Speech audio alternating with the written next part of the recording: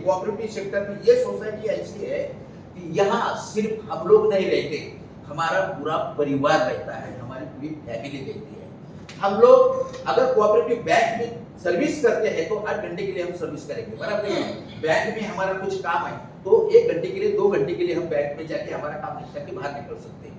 Cooperative housing society में 24 hours हम हमारा परिवार वहां रहते हैं।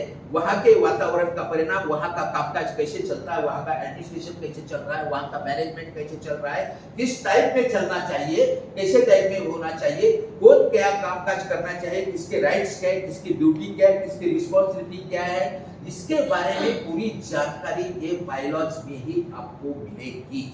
इसके लिए हम लोगों को बायलॉज पढ़ना जरूरी है। मतलब आज के ये ट्रेनिंग पूरा होने के बाद में आप जब भी जाएंगे तो आपके साथ में एक पॉइंट ये नोट करके जाइए आप कि किसी भी हालत में हमको बायलॉज पढ़ना है। हमें जब कभी भी किसी प्रॉब्लम के बारे में क्या उसका सोल्यूशन क्या है, एक्ट क्या कहता है, इसके आधार पर अगर हमें उसका सोल्यूशन क्या है ये अगर ढूंढना है तो किसी कंसल्टेंट के पास जाने के बजाय, किसी एडवोकेट के पास जाने के बजाय, किसी एक्सपर्ट के पास जाने के बजाय, किसी ऑफिसर के पास जाने के बजाय आप खुद पढ़ो, आप आत्मनिर्भर बनो, आप खुद बायलॉज पढ़ो, आप परिपूर्ण बन सकते हैं उस वक्त। क्योंकि किसी आप एक्सपर्ट के पास चले गए तो एक्सपर्ट भी क्या करेंगे, सर जैसा बैठे एडवोकेट है, समझो मैं एक्सपर्ट बन गया तो मेरे पास आप आए तो क्या करेंगे, मैं तो आपके पास से चार्ज ले लूंगा ना। और चार्ज लेके मैं क्या करने वाला हूं, मैं बायलॉज ही पढ़ के बायलॉज में प्रोविजन क्या है वही आपको राइटिंग में आपको दे रहा हूं, उससे ज्यादा मैं कुछ नहीं करता हूं। लेकिन उसके लिए आपको उनको पेमेंट करना पड़ेगा, बराबर है कि नहीं। तो ये नहीं होना चाहिए। आपको आपके अधिकार क्या है, कर्तव्य क्या है, उसके बारे में जानकारी होना चाहिए। इसके लिए आपको बायलॉज पढ़ना है। अभी बायलॉज पढ़ने के लिए भी हमारे पास समय नहीं, कोई बात नहीं, कम से कम समय में आप बायलॉज कैसा पढ़ सकते हैं, इसके लिए आज का ये एजुकेशन एंड ट्रेनिंग प्रोग्राम है। कम से कम समय मतलब कैसा, अभी समझो टोटल ये जो बायलॉज है, ये बायलॉज मराठी में अवेलेबल है। जो मराठी पढ़ सकते हैं मराठी में पढ़े, जिनको मराठी समझती नहीं है वो इंग्लिश में पढ़ सकते हैं, इंग्लिश में बायलॉज अवेलेबल है। बायलॉज कहाँ मिलेगा, ठाणे एरिया में Thane district cooperative housing society federation का ऑफिस है, वहां आपको बायलॉज की कॉपी मिल सकती है। उसकी प्राइस क्या है, ज्यादा से ज्यादा 142 रुपीस, 142 रुपए का बायलॉज का बुक हम लेके आ सकते हैं। हम लोग तो कभी कभी सोसाइटी को सजेस्ट करते हैं, मैनेजमेंट कमेटी को, कि जितना हो सके लोगों को बायलॉज का कॉपी आप सब लोग पढ़ के दिखाएंगे कभी कभी, तो ज्यादा से ज्यादा लोगों तक वो क्या, उनके प्रोविजन क्या है, उसमें राइट्स ड्यूटीज क्या है, इसके बारे में लोगों को पता चलेगा। और वो उनको जानकारी मिलने के बाद में जो आपस में छोटे मोटे प्रॉब्लम्स आते हैं वो प्रॉब्लम सॉल्व करने के लिए हमें गाइडलाइंस मिलेगी। हमारे जो संबंध कभी कभी खराब हो जाते हैं एक दूसरे के साथ में, तो ये बायलॉज अगर हमने दिखाया कि भाई ये बायलॉज में ऐसा ऐसा है, तो इसके आधार पर हम लोगों को ऐसा ऐसा करना चाहिए, तो ऑटोमेटिकली सामने वाले भी समझ जाएंगे। तो बायलॉज कैसे पढ़ना चाहिए इसके पॉइंट के ऊपर मैं आता हूँ। जरा भाई सबको एक रिक्वेस्ट करता हूँ, प्लीज फोन नंबर, सबके फोन नंबर जरा प्लीज साइलेंस मोड पे रखिए।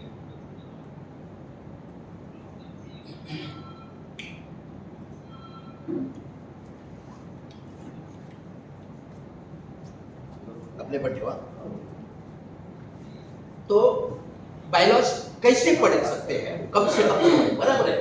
अभी टोटल ये बायलॉज अभी के इसमें, अभी जो करंट जो बायलॉज चल रहा है वो बायलॉज भी जैसा सोसाइटी के पास, सर के पास भी बायलॉज की कॉपी है, टोटल 175 पॉइंट्स है उसके। कितने, 175 पॉइंट्स।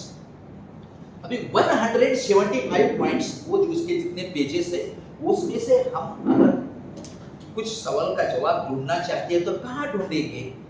शॉर्ट में मैं आपको ये पॉइंट्स दे रहा हूँ, सबको पैड दिया है, आपने पेन दे दिया है, आप चाहे तो लिख भी सकते हैं अगर आपकी लिखने की इच्छा है। तो कैसे, पहला जो पार्ट है 175 पॉइंट्स है, बराबर है।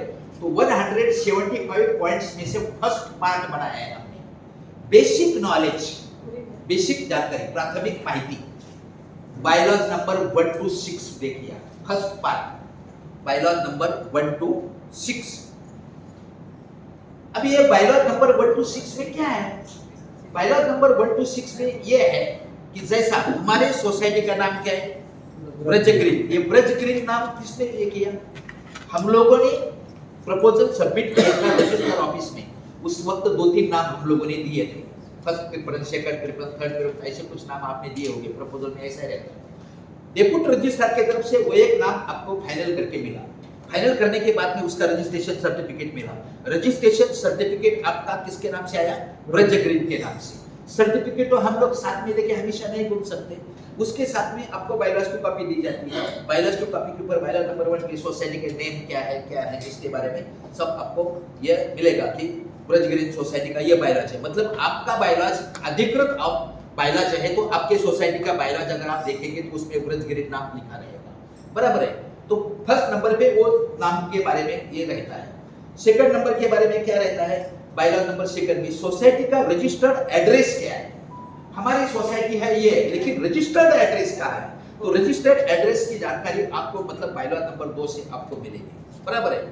समझो फ्यूचर में आपको सोसाइटी का ब्रजग्रीन नाम चेंज करने की इच्छा हुई, तो उसके लिए क्या सिस्टम है, उसके लिए क्या कार्य पद्धती, त्याच्यासाठी काय कशा पद्धतीने कामकाज करावं, कैसे प्रपोजल सबमिट करना चाहिए, उसके बारे में डिटेल नहीं, लेकिन आप वहां से कहां जा सकते हैं? एक्ट में जा सकते हैं, तो वो भी गाइडलाइंस उसमें दिया है, 1 नंबर बायलॉज नंबर 2 नंबर में, बराबर है। तो उसके आगे अपन क्या आ रहे हैं? बायलॉज नंबर 3 पे आ रहे हैं। 3 में क्या है? ये बायलॉज पढ़ने के पहले मैं सभी लोगों को रिक्वेस्ट करूंगा कि ये बायलॉज से रिलेटेड जो वर्ड्स है, जो है, मतलब शब्द और संज्ञा, उनका डेफिनेशन, उनका अर्थ, उनकी मीनिंग, इसके बारे में प्रमोटर किसे कहते हैं, चीफ प्रमोटर किसे कहते हैं, मेंबर किसे कहते हैं, नोटिस का डेफिनेशन क्या है, 40 डेज समझो नोटिस है, समझो एनुअल जनरल मीटिंग का कंप्लीट 40 डेज कैसे काउंट करना चाहिए, इसके बारे में जो बायलॉज से रिलेटेड, एक्ट से रिलेटेड वर्ड्स है अलग अलग, लीगल मीनिंग उसका क्या है, लीगल डेफिनेशन क्या है, उसके बारे में आपको बायलॉज नंबर 3 में आपको पढ़कर उसकी जानकारी आपको मिलेगी, बराबर है।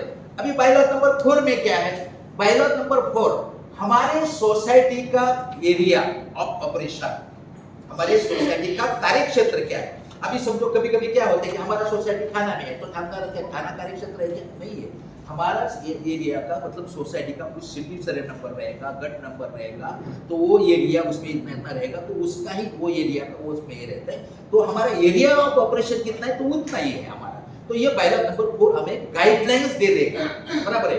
बायलॉज नंबर 5 क्या है? हमारे हाउसिंग सोसाइटी क्यों बनाई है, उसके ऑब्जेक्ट क्या है, उसके उद्देश्य क्या है, उसके ध्येय क्या है, हाउसिंग सोसाइटी में क्या कामकाज करना चाहिए, अरे डिटेल में नहीं होगा, लेकिन क्या हमारे ऑब्जेक्ट है, ध्येय क्या, उद्देश्य है क्या है, तो वो बायलॉज नंबर 5 में आप पढ़ सकेंगे। उसके आगे एफिलिएशन, बायलॉज नंबर 6 आता है। एफिलिएशन मतलब एफिलिएशन ये पॉइंट्स क्यों लिया है?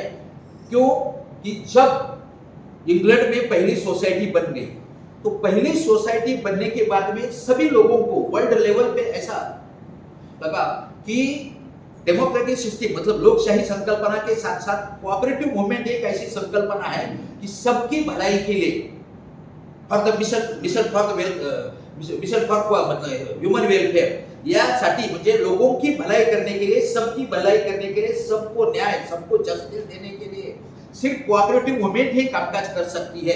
इसके लिए वो लोगों ने क्या किया कि एक जागतिक सहकार संगठन बनाया, जागतिक लेवल, जैसा यूनो है वैसा जागतिक सहकार संगठन है। जागतिक सहकार संगठन के जितने भी सदस्य हैं, मेंबर्स हैं, अलग अलग राष्ट्र, तो वो राष्ट्रों ने क्या किया, अपने इधर 3 टायर सिस्टम बनाए, मतलब सेंट्रल लेवल पे कोऑपरेटिव मूवमेंट चलाने के लिए मतलब गवर्नमेंट ने ही कामकाज करना चाहिए, तो वो लोगों को जितना हो सके वो सुविधा दे सके, उसमें फंड अवेलेबल करे, उसके लिए एक्ट में प्रोविजन करे, बायलॉज बनाए, अलग अलग सेक्टर में कैसा कामकाज करना है उसके लिए रूल बनाए, तो इसी टाइप में सेंट्रल में कामकाज कर रहे हैं। उसके नीचे स्टेट लेवल पे कामकाज कर रहे हैं, बराबर है। स्टेट लेवल पे Maharashtra cooperative housing society federation है, डिस्ट्रिक्ट लेवल पे Thane district cooperative housing society federation है। आपके एरिया में आप लोकल लेवल पे भी फेडरेशन बना सकते हैं। ऐसे अलग अलग टाइप की प्रोविजन क्यों बनाई है कि अगर हम ब्रजग्रीन सोसाइटी के 176 मेंबर्स है, 176 मेंबर का क्या कहना है, हमें क्या चाहिए क्या नहीं, इसके बारे में कौन डिसीजन ले सकता है? Annual general meeting. Annual general meeting को यहाँ सुप्रीम कहा है ना, लेकिन हमारी ताकत, हमारी एकता, हमारी शक्ति गवर्नमेंट तक पहुंच सकती है क्या? एक सोसाइटी की नहीं पहुंच सकती। हम एक अकेले चीफ मिनिस्टर को मिलने के लिए गए, कुछ फायदा है क्या उसका? नहीं। लोगों का क्या कहना है?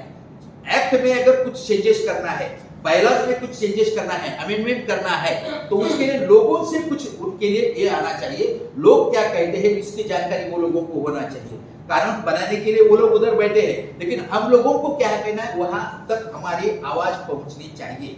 तो इसके लिए क्या है, इसमें एक ऐसा आया कि जैसे आप सोसाइटी में एक संगठित बने हैं 176, यहाँ अकेले मालिक है क्या? नहीं, सब मिलके मालिक है, सबकी आपकी एक पावर है, सबकी आपकी शक्ति है। वैसे अलग अलग सोसाइटी की, सभी सोसाइटी की एक पावर बन जाए तो लोकल लेवल पे एक फेडरेशन, तालुका लेवल पे एक फेडरेशन, जिला लेवल पे एक फेडरेशन, वो फेडरेशन होना चाहिए। इसके लिए कोऑपरेशन, सहकार अंतर्गत सहकार, एक दूसरे को कोऑपरेट करो और कोऑपरेटिव मूवमेंट को आगे बढ़ाओ और इसमें सबसे बड़ी भलाई करो।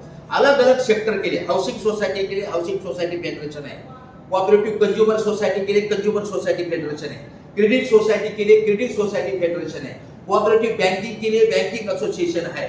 मतलब ये क्या करते हैं कि जब जब राज्य लेवल पे राज्य सहकार परिषद है, तो राज्य सहकार परिषद को हमारे राज्य में अगर कोई कानून में थोड़ा बहुत चेंजेस करना है तो राज्य सहकारी परिषद तक ये फेडरेशन अपना निवेदन दे देंगे, उनके तक जाएंगे, वो राज्य सहकारी परिषद गवर्नमेंट को दे देगी। गवर्नमेंट में जो सेक्रेटरी डिपार्टमेंट है ये सब कुछ बैठे हैं, तो उसमें ये स्टडी करेंगे और उसके बाद में विधानसभा लोकसभा जो भी है वहां वो सब बिल पास हो जाएगा और उसके बाद में कानून बनेगा। तो इसके लिए फेडरेशन होना जरूरी है, मतलब आप संगठित होना जरूरी है। इसी के लिए फेडरेशन का मेंबर आपको बनना जरूरी है। थाने डिस्ट्रिक्ट में आपकी सोसाइटी अगर ओपन हो रही है या कार्यरत है तो आपका एक अकाउंट आपके थाने, मतलब जो भी डिस्ट्रिक्ट में आपकी संस्था है वो डिस्ट्रिक्ट सेंट्रल कोऑपरेटिव बैंक में होना चाहिए। आपके पास डिस्ट्रिक्ट सेंट्रल कोऑपरेटिव बैंक नहीं है तो स्टेट कोऑपरेटिव बैंक में, महाराष्ट्र स्टेट कोऑपरेटिव बैंक में होना चाहिए। उनके साथ व्यवहार करो, क्योंकि एक दूसरे के साथ में आपका ट्रांजैक्शन रहेगा तो ही एक कोऑपरेटिव मूवमेंट आगे बढ़ सकती है और कोऑपरेटिव मूवमेंट कामकाज कर सकती है। सबकी भलाई के लिए आपकी यूनिटी हो सकती है, आपकी शक्ति बन सकती है। इसके लिए ये बायलॉ नंबर 6 में ये कहा है। तो मतलब first part bylaw number 1 to 6 हो गए, बराबर है। अभी सेकंड पार्ट, आप बोलेंगे कि ये सब कुछ हुआ, मोटिवेशन सब कुछ ठीक है, लेकिन ये चलाएंगे कैसे? सोसाइटी रजिस्ट्रेशन हुआ, सोसाइटी चल रही है, लेकिन कैसे चल रही है? उसके लिए फंड की भी जरूरत है क्या? नहीं। ज्याला मराठीमध्ये निधी म्हणतात, पैसे के सिवाय तो कामकाज नहीं चलेगा, ये चलाएंगे कैसे? तो इसके लिए कोई गवर्नमेंट इसके लिए कोई फंड नहीं दे रहे हैं। हमको किसी से डोनेशन लेके तो हम हमारा कामकाज नहीं चला सकते, कोई हमको फंड तो नहीं दे रहा है। फिर जितने भी हमारे मेंबर्स हैं वो मेंबर्स लोगों के पास से ही अलग अलग टाइप का ये कलेक्शन करके हम लोग क्या करते हैं, फंड करते हैं, बराबर है कि नहीं? तो आपके लिए सभी जितने मेंबर्स बैठे हैं उनके लिए मैं ये कहना चाहता हूं, फंड्स रिलेटेड आपके पास कुछ भी प्रॉब्लम है और उसके बारे में, फंड्स के बारे में बायलॉज में, एक्ट में प्रोविजन क्या है, ये अगर आप ढूंढना चाहते हो तो बायलॉ नंबर 7 to 15 देखो। बायलॉ नंबर 7 to 15, शायद एक मिनट इथं पुढे बसा ना, घुमाई जरा पुढे। बायलॉ नंबर 7 to 15, तो मतलब creation of fund, utilization of fund and investment of fund. Bylaw number 7 to 15, उसमें कौन से टाइप के फंड आपने बनाने चाहिए, उसके कैसे करें। जैसा कि फॉर एग्जांपल अभी एक एजुकेशन एंड ट्रेनिंग फंड है। एजुकेशन एंड ट्रेनिंग फंड के लिए हम लोग क्या करते हैं, सोसाइटी क्या करते हैं, आपसे पर मंथ 10 रुपीज कलेक्शन कर रहे हैं, बराबर है कि नहीं? 10 क्यों, 15 क्यों नहीं, 11 क्यों नहीं, 9 क्यों नहीं, 7 क्यों नहीं, 8 क्यों नहीं? ये बायलॉ के provision. 10 rupees per member per month collection करो और ये ऐसा करो। अभी समझो सिंकिंग फंड है, सिंकिंग फंड का क्रिएशन कैसे करना चाहिए उसके बारे में डिटेल बात है। एक बायलॉज के ऊपर अगर समझो पूरा लेक्चर आपको ये करना है डिटेल में, अगर हम लोग जाएंगे ना तो एक मतलब ट्रेनिंग सेंटर में जब एक लेक्चर चालू था तो 10 बजे शुरू करने के बाद में रात को 8:30 बजे तक ये लेक्चर चल रहा था। तभी ये बायलॉज मतलब डिटेल में जितने आप जाएंगे उतना ये है। लेकिन हम लोगों के पास समय नहीं, आपके पास समय नहीं, तो कम से कम पीरियड में, शॉर्ट पीरियड में, समय में आपको ये इसकी पूरी जानकारी होना चाहिए। आप घर में जाके स्टडी कर सकते हैं। आप किसी के कहने से, मेरे ऊपर भरोसा मत रखो, इनके ऊपर भरोसा मत रखो, इनके ऊपर भरोसा मत रखो, आप खुद के ऊपर भरोसा करो, आप आत्मनिर्भर बनो। इसके लिए क्या करो, आप उस वक्त जो बायोलॉज है, वो बायोलॉज में क्या प्रोविजन है वो खुद पढ़ो, और वो पढ़ने के बाद में इसमें जो लैंग्वेज में ऐसे ऐसे लिखा है उसका मीनिंग ऐसा ऐसा होता है, उसी के आधार पर आप आपका डिसीजन ले सकते हैं। इसके लिए आपको बायोलॉज पढ़ना जरूरी है। तो मतलब सेकंड जो पार्ट है, समझ गए ना आप, सेकंड पार्ट है फंड रिलेटेड जो भी कुछ प्रॉब्लम है और उसके लिए क्या गाइडलाइंस है, तो कैसी किस टाइप की प्रोविजंस है, तो उसके लिए आप क्या पढ़ सकते हैं, बायोलॉज नंबर 7 to 50, बराबर।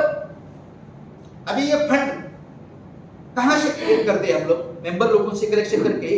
तो मेंबरशिप, मेंबर किसे कहा जाए, मेंबर की टाइप्स, मेंबर के कौन से कितने कितने प्रकार है, कौन मेंबर बन सकता है, व्यक्ति मेंबर बन सकता है, संस्था मेंबर बन सकती है क्या, कंपनी मेंबर बन सकती है क्या, ट्रस्ट मेंबर बन सकता है क्या, कौन मेंबर है, किसको क्या करेंगे।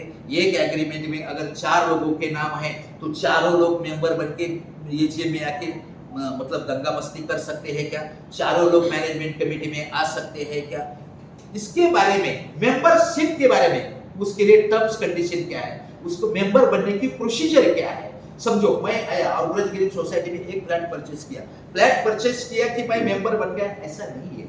मेंबर बनने के लिए मुझे कौन से फॉर्म फिलअप करके देना चाहिए, आपकी तरफ 500 रुपीज क्यों देना चाहिए, 100 रुपीज क्यों देना चाहिए, अगर वो समझे सेकंड सेल है मेरा तो ट्रांसफर प्रीमियम क्यों देना चाहिए। तो ऐसे मेंबरशिप सिर्फ, अभी ये तो आगे पॉइंट आएंगे, लेकिन सिर्फ मेंबरशिप के बारे में कौन से प्रकार है, कितने टाइप्स है, जैसा फर्स्ट प्रेफरेंस तो फर्स्ट मेंबर, एग्रीमेंट में जिसका फर्स्ट नाम है तो उसको फर्स्ट प्रेफरेंस मींस उसको ओरिजिनल मेंबर कहा जाता है। उसके बाद में एग्रीमेंट में सेकंड नंबर पे नाम है किसी का तो उसको क्या कहते हैं, जॉइंट मेंबर कहते हैं, बराबर है। उसमें अलग अलग टाइप के, एक्चुअली बायोलॉजी में क्या है, कोई व्यक्ति कहता है इसके ऊपर भरोसा मत रखो। एक्ट पढ़ने के लिए आपके पास समय नहीं, एक्ट का बुक अगर ढूंढते रहोगे तो हमें हमारे सवालों का जवाब इमीडिएट मिलेगा नहीं। इसके लिए ये बायोलॉजी पढ़ो। बायोलॉजी में आपको मेंबरशिप के बारे में देखना है, बायोलॉजी नंबर 16 to 21 में, बायोलॉजी नंबर 16 to 21 मेंबरशिप के बारे में,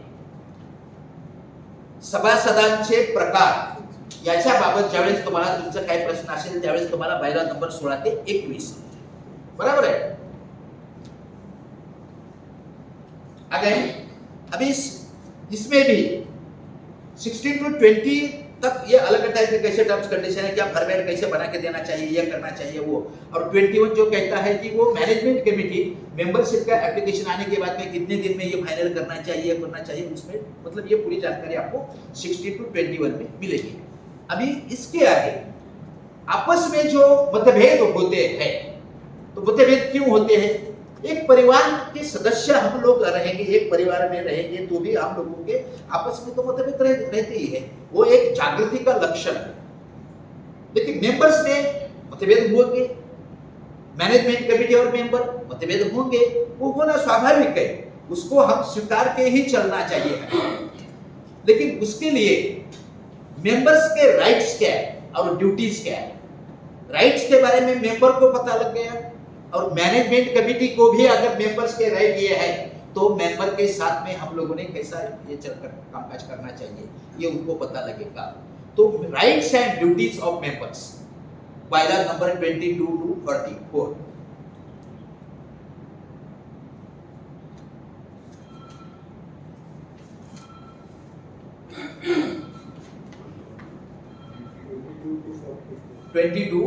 44।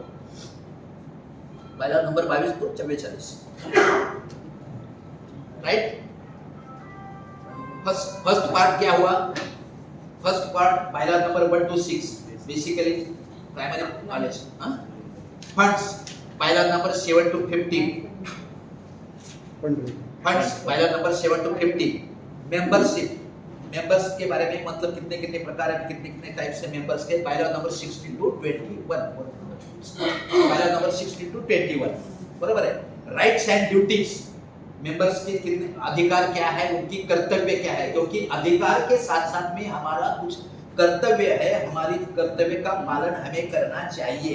ऐसे एक दूसरे को आप समझा सकते हैं ना अच्छी लैंग्वेज में। तो अधिकार के साथ साथ हमारा ये कर्तव्य है और कर्तव्य का पालन करना हमारी जिम्मेदारी है, बराबर है कि नहीं। तो राइट्स एंड ड्यूटीज के बारे में बायलॉ नंबर 22 to 44। अभी रिस्पॉन्सिबिलिटी एंड लायबिलिटी।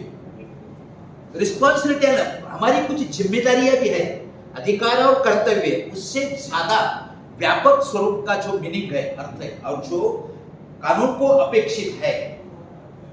तो रिस्पॉन्सिबिलिटी एंड लायबिलिटीज के बारे में अगर आप देखना चाहे बायलॉ नंबर 45 to 62, ये पॉइंट इतने इंपॉर्टेंट है कि आपको कभी भी आगे ये पढ़ने के बाद में आप में इतना आत्मविश्वास आएगा, आपको किसी के पास जाने की जरूरत नहीं होनी चाहिए। गवर्नमेंट चाहती है, कोऑपरेटिव मूवमेंट चाहती है कि आप लोग खुद आपके अधिकार कर्तव्य और उसके बारे में कानून में, एक्ट में, बायलॉज में क्या प्रोविजन है, इसके बारे में आपको नॉलेज होना जरूरी है। यही आज के ये ट्रेनिंग, एजुकेशन और ट्रेनिंग का उद्देश्य है। आज के एजुकेशन एंड ट्रेनिंग के लिए पेमेंट किसका खर्च हो रहा है? आपका खर्च हो रहा है, मेंबर का पैसा खर्च हो रहा है। मेंबर का पैसा सही ढंग से आपके लिए ही उसका यूटिलाइजेशन होना चाहिए। तो उसका नॉलेज, उसका ज्ञान जो आपको हमेशा के लिए, फ्यूचर के लिए, लॉन्ग लाइफ के लिए मतलब काम में आएगा, तो इसके लिए ये आपको होना जरूरी है, बराबर है। तो हम कहां तक आए अभी? Responsibility and liabilities, bylaw number 45 to 62, right. अभी यहां तक हम जो आए, जैसा जैसा आप डिटेल में पढ़ेंगे ना, अभी समझो आपका कोई प्रॉब्लम है, समझो आपस में कुछ ना थोड़ा मतभेद हुए, किसके बारे में? मेंबरशिप कर, कैसे मेंबर बनना है, क्या बनना है, किसको क्या कहना है, एसोसिएट मेंबर कैसा किसको कहना है, ओरिजिनल मेंबर किसको कहना है, टेम्पररी मेंबर किसको कहना है, जॉइंट मेंबर किसको कहना है। आप बायलॉ नंबर उतना ही पढ़ो ना, पूरा बायलॉज पढ़ने की आपको जरूरत नहीं है। पूरा बायलॉज पढ़ने के लिए कहां ढूंढेंगे हम? एजुकेशन एंड ट्रेनिंग का मतलब यही होता है कि आपको जब भी लेक्चर कॉलेज में या स्टूडेंट जब भी हम स्कूल में पढ़ते हैं तभी स्पेसिफिकली जब चैप्टर आपको यही करते हैं, लेकिन कौन से इसमें का कहां हमको जवाब मिलेगा ये हमको हाईलाइट कर सकते हैं हम, और हमारा समय बचा सकते हैं, दूसरे का समय बचा सकते हैं, हम दूसरे को कोऑपरेट कर सकते हैं, हेल्प कर सकते हैं। यही तो इसका उद्देश्य है ना, इसका उद्देश्य तो यही है। और छोटे मोटे जो प्रॉब्लम कैसे हम अपने लेवल पे हम कैसे क्लियर करेंगे, आप क्लियर कर सकते हैं। यहाँ एजुकेशन की, क्वालिफिकेशन की कोई जरूरत नहीं, एजुकेशन क्वालिफिकेशन कोई मायने नहीं रखता इधर। आप ये पढ़ो तो यहाँ आपको किसी के पास भी जाने की जरूरत नहीं, आपका पैसा खर्च करने की जरूरत नहीं, आप खुद पढ़ के ये सामने रख के आप ये बातचीत कर सकते हैं। तो responsibility and liabilities bylaw number 45 to 62। अभी मैनेजमेंट कमेटी, मैनेजमेंट कमेटी में चेयरमैन साहब है, सेक्रेटरी है, ट्रेजरर है और मैनेजमेंट कमेटी के बाकी मेंबर्स होंगे। तो मैनेजमेंट कमेटी के लिए डे टू डे वर्किंग करते समय किस टाइप में हमें कामकाज करना चाहिए, स्पेसिफिकली इसके बारे में जो गाइडलाइंस मिलेगी आपको बायलॉ नंबर 63 and 64 में। मैनेजमेंट कमेटी के लिए 63, 64 समझो कैसा है कि समझो कोई मेंबर्स कोई कंप्लेन लेके आता है, कंप्लेन किया तो वो भी कंप्लेन लेके आएंगे, आपके पास आके जोर जोर से बातें करने लगेंगे, गाली देने लगेंगे, आप सुनते रहेंगे, प्रॉब्लम सॉल्व होने वाला है क्या? नहीं। तो आप उनको रिक्वेस्ट करते कि जो भी सच कहना है आप राइटिंग में दीजिए। राइटिंग में आपके पास आने के बाद में हो सकता है ट्रेजरर को पकड़ा, उन्होंने ट्रेजरर को बोला कि ये मेरा ये कंप्लेन है और आप ले लो। तो ट्रेजरर कभी कभी क्या होता है, अरे ये तो चेयरमैन और सेक्रेटरी की जिम्मेदारी, वो सिग्नेचर उनका होना चाहिए, मैं क्यों सिग्नेचर करूं? डरने की कोई बात नहीं, आप भी सिग्नेचर दे सकते हैं। वैसा तो आपके पास मैनेजर है, सोसाइटी के एम्प्लॉइज कोई रहेगा तो वो सिग्नेचर दे सकते हैं, लेकिन वो करने के बाद में भी समझो ट्रेजरर ने या चेयरमैन ने सिग्नेचर दे दिया उसके ऊपर और वो गए, तो लेकिन वो डिसीजन आपको पर्सनली नहीं लेना है उसके बारे में। इमीडिएट आपको क्या करना है, इमीडिएट मतलब आने वाली नेक्स्ट जो मंथली मैनेजमेंट कमेटी की मीटिंग है, वो मैनेजमेंट कमेटी के मीटिंग में आपको क्या करना है, वो पॉइंट लेना है, उसके ऊपर कंप्लीट डिटेल्स डिस्कशन करो, और डिस्कशन करने के बाद में अपना जो मिनट्स है तो मिनट्स में उसको नोट डाउन करो। मिनट्स में नोट करने के बाद में किसने क्या कहा है, किसने डिटेल्स में लिखो, और उसके बाद में जो भी रिजोल्यूशन यूनानिमसली होता है तो अच्छी बात है। मेजोरिटी बेसिस के ऊपर पास होता है तो मेजोरिटी बेसिस के ऊपर लिखो, जैसा भी पास होता है। और उसके बाद में चेयरमैन, सेक्रेटरी, ट्रेजरर अपने सिग्नेचर से राइटिंग में वो मेंबर्स को राइटिंग में दे सकते हैं। तो 63, 64 इसके बारे में आपको ये गाइडलाइन दे देते हैं। हाँ ठीक है, चलो okay sir, thank you.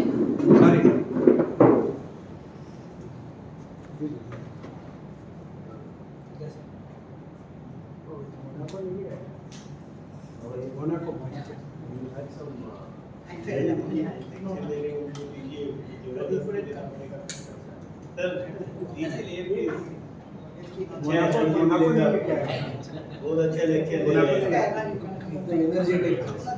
Energetic lecture चल रहा है। नहीं वेरी नाइस। क्वेश्चन एंड में Next question at the end. जब ये पूरा हो जाएगा ना then.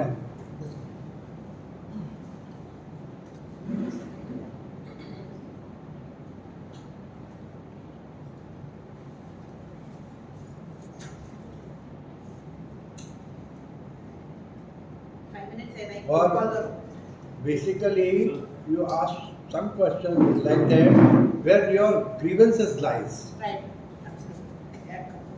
Even against